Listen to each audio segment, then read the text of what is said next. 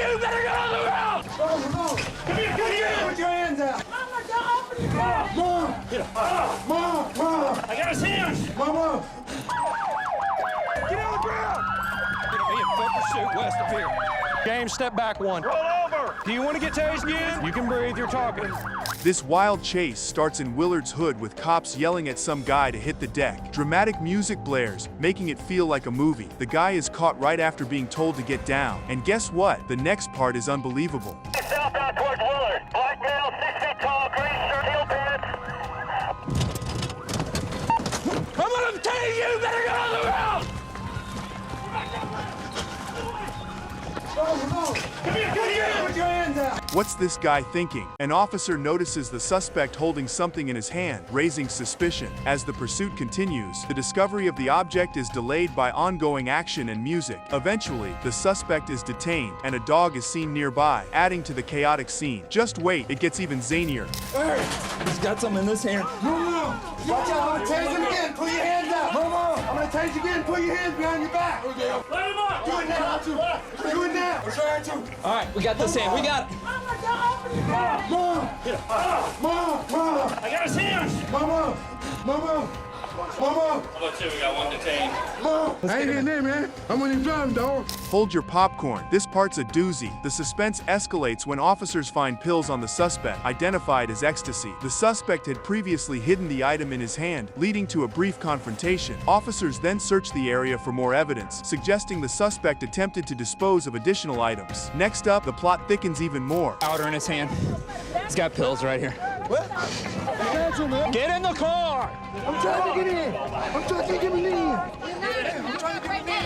That's what he had in his hand that he didn't want to give up. All right. It's a pill, ecstasy. All right, He threw something down back here. Who's out with his car? Can you feel the tension? Officers assess the damage to a police vehicle after a suspect collides with it. The crash happened during a chase through a residential area, endangering civilians. The scene captures the aftermath and the significant risks involved in the pursuit. Just wait for the action-packed continuation. This is a suspect vehicle. You can see the front end damage where it ran into the police officer. You can see there's extensive damage. The majority of these people were already out. He was possibly endangering their lives after he almost killed the police officer. You can tell from the damage that it was a pretty hard impact. I was on the other side of the road. Vehicle was coming eastbound. Straight at me and Pepin. Turned southbound right here, hit him head on. I started running at it, tried to throw the sticks at it. We went in reverse. The excitement doesn't stop here, folks. The chase continues with the suspect's vehicle striking another officer's car. Despite the collision, the pursuit persists until the suspect is finally detained and subsequently hospitalized to check for injuries, showcasing the relentless nature of the police chase. And guess what? There's more mayhem on the way. When we pursued it, the suspect vehicle hit an officer's car. We ended up getting him detained. He had to be taken to the hospital to make sure that he wasn't injured. Well, it looks like they've been cleared. We're going to talk to him and find out why he ran. So what happened, Dana? Why didn't you stop? I wasn't driving. You weren't driving the car? Strap in for another wild ride. A new chase unfolds with park rangers in pursuit of a suspect driving a white Ford pickup. This segment highlights the coordination among different law enforcement branches and sets the stage for a complex pursuit across various terrains. Don't go anywhere. The thrill ride isn't over yet. We are Park Rangers 404 and 405, and I will be in pursuit of a white Ford pickup, extended cab with a... Okay. Our park ranger back there tried to stop this gentleman or something. Bet you didn't see this turn coming. The chase reaches a critical moment when the suspect vehicle goes down a dead-end road. The suspect, potentially intoxicated, is unaware of his surroundings, including a nearby out-of-service bridge, increasing the danger of the chase. Up next, an unexpected twist that will have you shaking your head. We're going to be going down a... He's stopping here. Get on the ground! Gonna be in foot pursuit west of here. Don't do it, man! Hands out to your side. Hold on to your side. Roll over on your stomach, do it now! James, step back one. Roll over! Things are about to get even more heated. A tense standoff occurs as officers repeatedly instruct a resisting suspect to lay flat and extend his arms, simulating an airplane. The suspect struggles to comply, leading to increased tension and urgency in the officer's commands. Stick around, the drama unfolds even further. Let's get him up and walk him back up there. Sir, do you want to get tased again? You can breathe, you're talking. Walk this way. Hey, you hit me with that. Hey, stand up. Didn't think it could get more bizarre, huh? A suspect is confronted about why he fled from officers, leading to an interrogation about the ownership of the car involved. The suspect claims he was merely getting a ride, adding layers to the investigation as officers try to determine the true story. Trust me, the next part is a real jaw-dropper.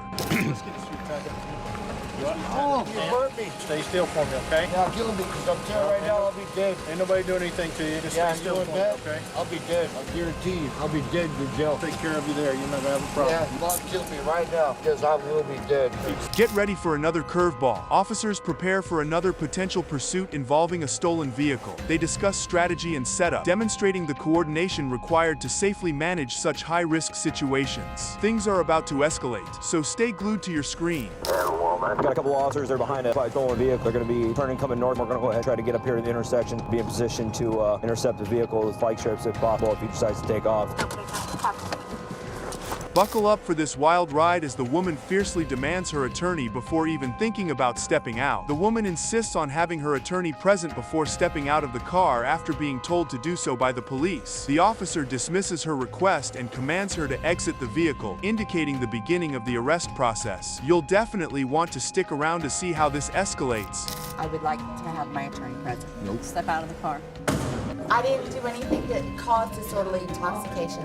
Causing disturbances. After being removed by the bouncer, she continued causing problems outside the bar. This incident led to her facing multiple charges, including DUIs and possession of cannabis. The bouncer physically removed her from the bar, and that's when the disturbance ensued outside. And she's got charges, multiple DUIs, battery on Leo, possession of cannabis, possession of marijuana. 13 times, and she's pretending this is the first time, the way she's been acting. Absolutely. As the plot thickens, accusations start flying left and right. The woman argues with the officer, claiming she was not disorderly and accuses the officer of bias due to a personal connection. She attempts to justify her actions by mentioning she was only dancing and insists on explaining her side of the story to the arresting officers. Just wait till you hear what she says next. It's a doozy. Disorderly at all. This officer was upset because his friend told him he didn't want me there because I was messing with his girlfriend. Listen to him. He's going to explain to you what's going on. She had to be physically removed from the bar. No, I'm guilty of dancing with a girl that was part of the owner's group. Okay. Listen, what I need you to do is take a deep breath. I did not know. Watch as she turns up the drama, questioning everything from her rights to the reality of the situation. During the sobriety test discussion, the woman repeatedly demands her attorney and questions her rights, showing her agitation and confusion about the process. The officer suggests she is too intoxicated to proceed with the test. The next clip takes the cake for eyebrow-raising moments. Are you going to take the test or not? I want yes my or no? attorney. Do I not have a right to an Stand attorney? up. I'll be back to get, I would like my attorney. well, obviously you're too intoxicated right now to go through with the process. She's kneeling, but definitely not going quietly into that good night. As she kneels on the ground, the woman protests being treated like a common criminal and reiterates her right to an attorney, vocalizing her frustration and confusion over the situation. Hang tight, because the roller coaster of defiance is just picking up speed. Thank you. All the way down. I got you. Don't move. You're Now, not ma'am. listening. Like a common criminal. You're not as listening. If I had no right to my attorney. You are going to jail. I think we are. Already here, ma'am. Guess what? You're going to hell. The handcuffs are fixing to come off. When they do, I want you to place your hands above your head. Do not get off the floor until you hear the door shut. Do you understand that? If you thought it was just her having a bad night, think again. Another arrestee is shown being aggravating and non-compliant during the booking process, indicating the challenging environment the officers are dealing with. This comparison underscores the variety of cases handled by the officers in one night. The drama intensifies in the upcoming scenes. Hang on, I'm Running gonna his mouth get way it. too much, getting me a little bit too aggravated, so he's gonna go in there and sleep it off for a while. Relax. He came in with an attitude problem right off the van, the Papa Tango van that brought him in. He wouldn't comply coming into the door. He continued to run his mouth. That yours? Take it down. Take it down. Is he trying to hurt himself? No, he's not suicidal. Just stand right. Give me the shirt.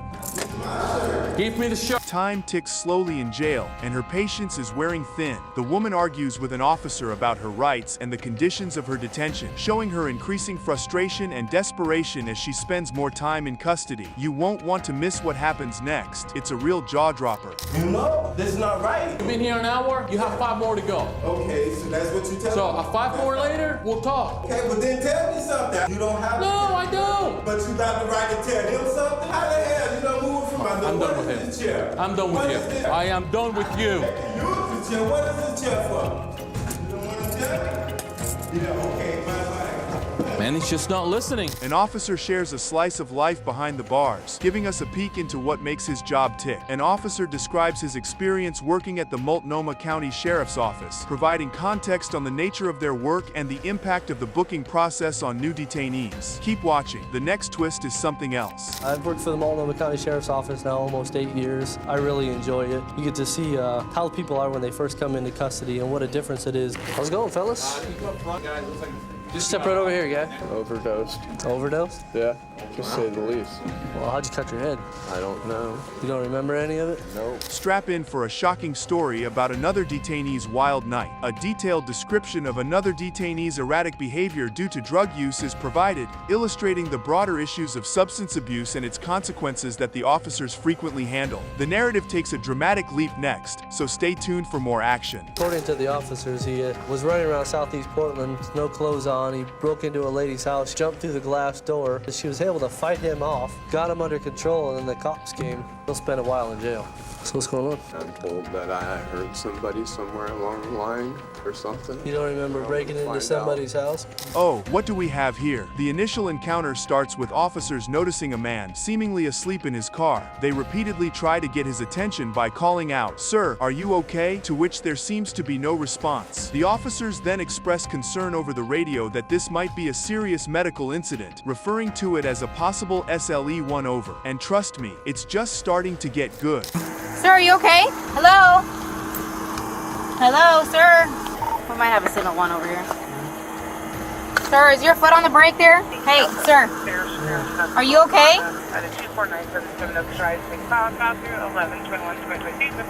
You're not going to believe this part. The officers observe that the vehicle is still running and the driver appears unresponsive. They attempt to ensure safety by instructing, "Okay, let's turn the vehicle off." An officer struggles with the car, remarking, "I'm trying to turn the freaking car off." Stay tuned, it's about to ramp up from here. You need to turn the vehicle off, okay? Let's turn the vehicle off, sir. Huh? Yeah, I'm trying to turn the freaking car off. There, can you just hold him back so I can put him... You might want to sit down for this. Officers assist the driver to step out of the vehicle and ask him to stand by it. There is visible concern as the officer notes, "Careful, all right, have a seat over there." The man appears disoriented and unsure, responding hesitantly to the instructions. You'll want to see what's next, for sure. Hi. Yeah, look at the vehicle in the park, sit by the vehicle. He was like, oh, careful. All right. Have a seat over there. Step over here, sir. I'm gonna take a seat. Have a seat. What's going on, sir? Are you okay?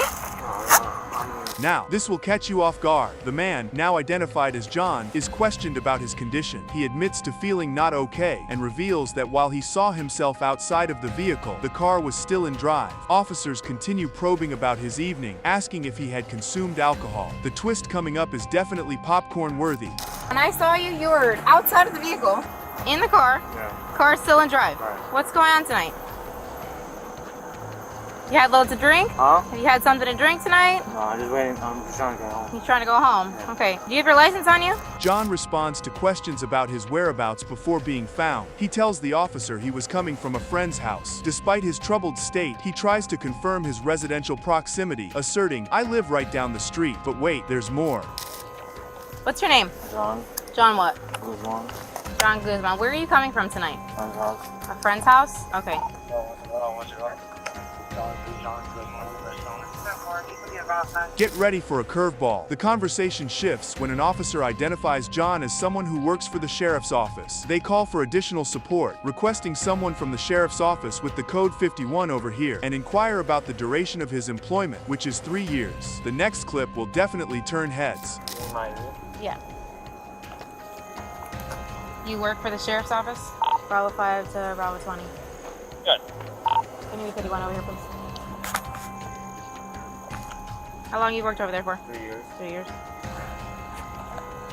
Buckle up for this revelation. Rights are read to John, highlighting his legal protections including the right to remain silent and the right to an attorney. The officer outlines the consequences of refusing a chemical test while emphasizing John's right to legal counsel. The stakes get even higher in the next few moments. In a court of law, your right to talk to a lawyer and have him present with you before and during questioning.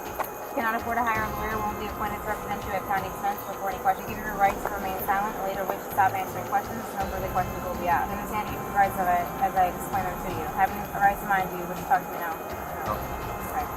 Oh boy, watch how this unfolds. The scene culminates with the officer explaining the implications of refusing to submit to a chemical test. John is warned that his driving privileges could be suspended and that such refusal might also lead to misdemeanor charges. Despite this, John's attention wanes, leading the officer to reiterate the importance of paying attention. The next part is a real doozy. It's time to go to review your DUI license that morning, okay? I'm Officer Burkhardt with the St. Cloud Police Department. Your privilege to operate a motor vehicle will be suspended for a period of 1 year for the first refusal and a period of 18 months if it is previously suspended for refusal to submit to a test of your breath, urine, or blood. And just when you think it's all over, as the case proceeds, officers ensure there are no weapons or any other hazardous materials in John's vehicle. They clarify with John about any potential items like a badge that should be secured, stressing the need for safety and protocol adherence. The conclusion is up next, and it's a big one. So, Mr. Guzman, 1015. Hey, Guzman. I just need to know for our own sake, do you have any weapons or anything in the car, or a badge or anything we need to make sure we secure for you? No? Okay. Buckle up for this intro. The video opens with a disclaimer stating that all suspects are innocent until proven guilty and that viewer discretion is advised. This serves as a standard warning given the content that involves law enforcement and suspects. Get ready, because the next bit is quite a kicker. All suspects are innocent until proven guilty in a court of law. Viewer discretion is advised. Another night in this hell, just threw me in jail. They got my knees hit me tonight. Check out what happens here. An officer discusses the unpredictability of working in the booking area of the jail. He mentions that each day brings different challenges and people, emphasizing the need for patience and composure when dealing with aggressive or high individuals. Things are about to get spicy in the upcoming clip. There's different people coming in, different situations. You have the people that come in high and upset. That's when you just have to take a deep breath. Here's where things get a tad crazy. A woman, visibly upset, is questioned about her drinking on her wedding night, though the officer clarifies it's a standard procedure. So you're out drinking tonight? Ma'am, is it your wedding night? Okay. Filling me up? I'm patting you down. A little sexually harassed. Despite her attempts, she fails a field sobriety test, further complicating her situation. The drama doesn't stop here. Parking pulled us over because she was being verbally abusive to the toll collector. Prior to our arrival, she had tried to switch seats with the passenger. She actually did switch seats with the passenger. Did a field sobriety test on her. She failed. Thank you. Okay. Do you have any medical problems we need to know about? You have to talk to my doctor about that. You don't know what you have? Yeah. Take medication for anything. This segment dials up the drama. During a confrontation, the woman accuses the officers of hurting her while they try to restrain her. She becomes increasingly confrontational, leading to her being taken to a side cell for further handling. And guess what? It only gets more dramatic from here. Oh, you know what? You just want to hurt me? You better do a lot more than that. Ma'am, we're not here to hurt you. Obviously, you're here to hurt me because you are twisting my arm. All right, stop right here. Spread your feet. Spread your feet out. What? Is it? What better be a guy? Is that a guy? Now, this is where it gets juicy. The woman is kept in a cell to cool down and potentially face the booking process the next morning if she controls her demeanor. This moment highlights the jail's procedure for handling non-compliant detainees. Fasten your seatbelts. The next part is a doozy. At least tomorrow morning. And maybe if she can control her attitude and her language, wrap it up and we'll put her through the rest of the booking process. We'll get him, sir, face the wall. Oh, they found drugs. And the plot thickens. Another suspect provides a confused account of his car accident. He insists a vehicle hit him, although evidence suggests he was at fault. The officer notes the suspect's intoxication and previous DUI, which will complicate his legal situation. Don't go anywhere. The next clip packs a punch. No, I didn't have my seatbelt on. So you said another vehicle hit you? What vehicle was that? Do you know what kind of It was vehicle like it a was? white, jumped over the curb and hit me. I tried to go left, I leaned right. I guess you're lucky to be alive. Thank you, Stephen. Love these guys. That I can understand. Things are heating up. Officers discuss the unpredictability and dangers of their job in intake and booking. They emphasize the need to remain vigilant as detainees can quickly become aggressive, necessitating their placement in isolation cells if needed. The upcoming moment is a real cliffhanger. Don't miss it. We constantly have to be on our toes. We don't know what kind of individuals walk through that door. We see people come through the door, they're happy. Next minute they just snap. So tell them that they focus their aggressions was on the police officer. You won't see this coming. A man discusses how he treats his significant other with respect, despite being arrested for a domestic dispute. He expresses frustration over the situation and his treatment by the police, illustrating the complexities of domestic incident arrests. Next up, things get even more intriguing. Right, she is. Treat her like the way. I treat her like gold, and she still treats me like. Hey, let's hold it down. He'll probably stay with us the rest of the night. It's too late for him to bail. So he'll go to court tomorrow and they'll determine what's going to happen to him. We got an uncooperative individual coming in. He's supposed to be a spitter. Take a peek behind the curtains. An officer with 7 years of experience talks about his duties in the jail's intake section, including processing, patting down, and handling the personal belongings of prisoners. This offers insight into the daily responsibilities and challenges faced by jail staff. The scene that follows will definitely raise some eyebrows. Take these handcuffs off. Stop right there, man. Yes, sir. Let's get it. Come on. What's your name? My name's Kent. Yes, sir. That's my rights, bro. Hey, why don't you represent your right to remain silent? Let's do that one. I am remaining. I bet you won't do that one, will you? Can I go use the bathroom? We're going at it. We're getting her done. This next part is absolutely critical. A critical and dangerous situation unfolds as a suspect admits to swallowing a large amount of heroin. Officers urgently discuss the need for medical evaluation, highlighting the life-threatening scenarios law enforcement and medical staff must sometimes handle in jail environments. Strap in, because what's coming up next will keep you on the edge of your seat. Let's just put him over here. Walk with us, man. For sure they would. Lean over this, right here. Lean over this. There you go. How you feeling? We'll stay there. Don't get over. Tell him not to say it until we leave. Tell us now. No, we already did. He already said he swallowed 10 to 15.